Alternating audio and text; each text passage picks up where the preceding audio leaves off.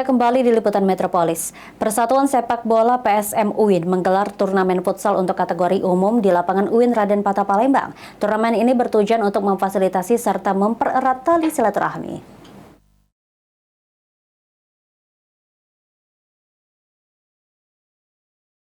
Palembang kembali menggelar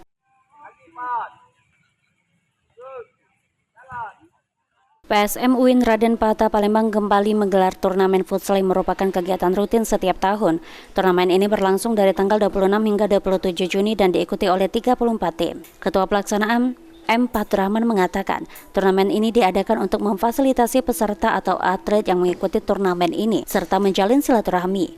Selain itu juga turnamen ini merupakan acara tahunan PSM UIN yang dilakukan sebagai wadah untuk bersinergi membangun kegiatan yang positif. Fasilitasi untuk student atlet, yaitu student atau mahasiswa sekaligus atlet di kampusnya masing-masing, dan juga di sini kita mempererat tali silaturahmi sebagai mahasiswa atau anak muda atau sebagai macamnya gitu.